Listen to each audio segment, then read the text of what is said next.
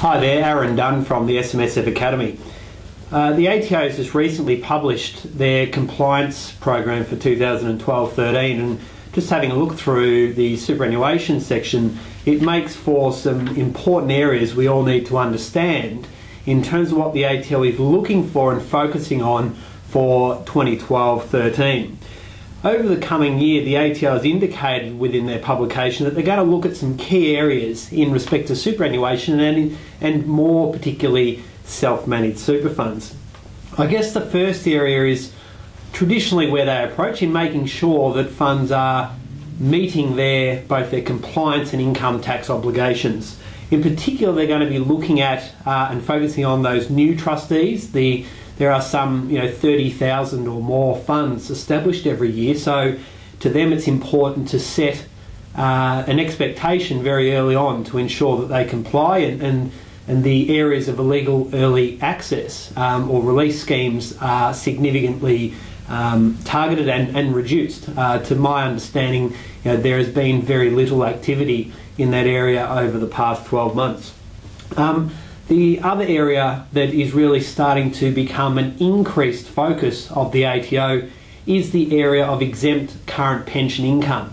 With a growing number of self-managed super fund members now moving into retirement phase, this is an enormous area of tax concession that superannuation legislation from government policy, in essence, that is providing to the superannuation sector. And self-managed super funds, to my understanding, will have close enough to 50% of all fund income across some 470,000 funds now having a level of exempt current pension income in it. That is, there is a 0% tax rate applied to some of that income.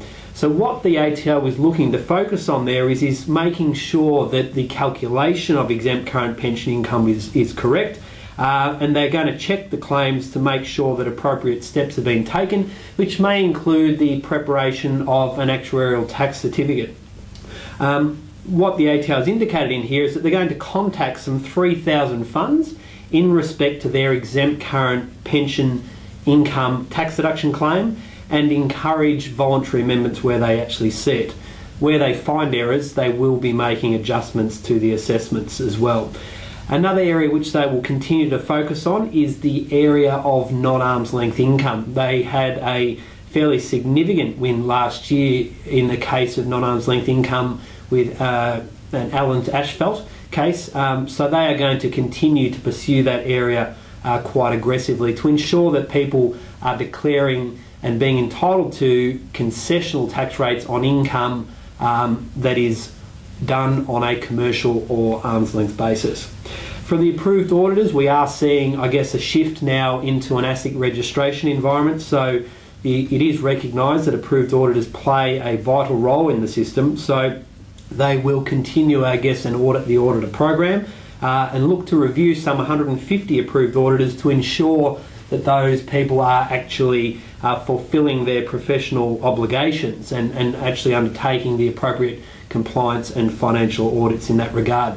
So moving forward, we're going to actually see the ATO as the police, I guess, in essence, in this area for approved auditors, and for the ASIC to be, in essence, judge and jury in regards to those auditors who are not undertaking the necessary professional requirements and not doing their job appropriately in respect to audits of a fund. From a reporting point of view, the ATO will obviously be focusing on areas in correcting or looking at and ensuring correct treatment of superannuation payments, whether they're co-contribution amounts or the low income superannuation contribution, which will entitle a low income earner to have, in essence, a tax credit, refundable credit to reduce the contributions tax.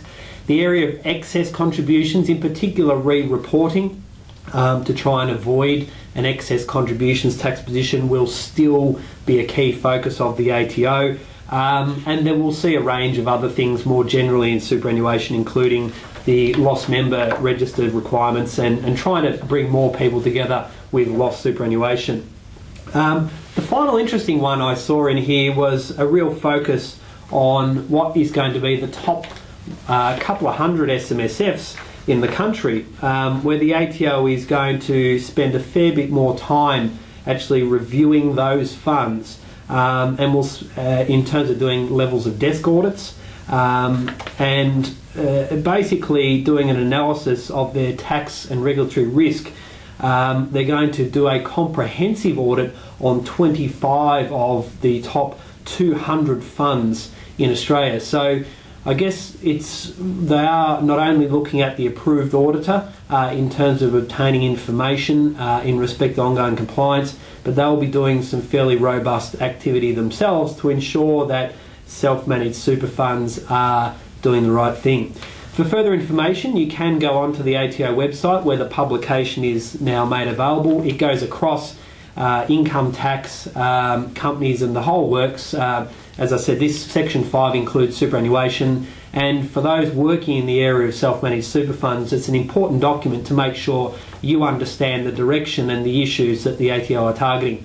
Thanks for taking the time to watching this video, and I look forward to speaking with you again soon.